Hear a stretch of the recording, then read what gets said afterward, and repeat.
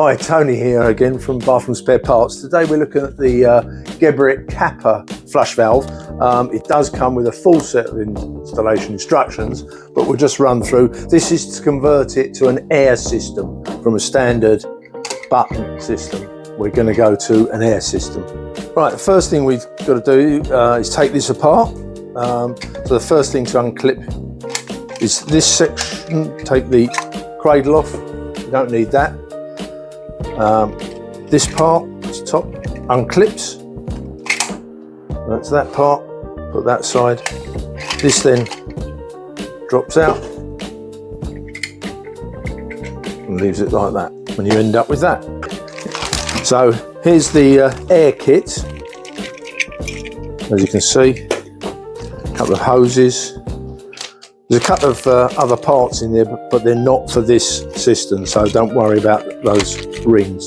So the first thing is to get the air mechanism inside, which you just pull these clips together, and it allows you, as you heard it, it snaps it into position.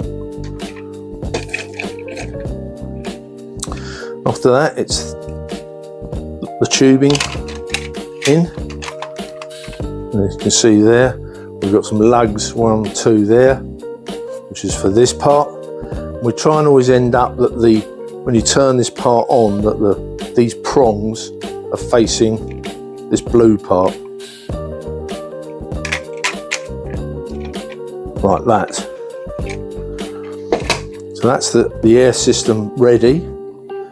Now when you put the hoses, there's 2 hoses, 2 different sizes. So this just tidies the hose up to your connections. So the blue loops underneath onto that pin there. And then the white clear one just loops up, pushes onto that one. Then you can put these to your linkage.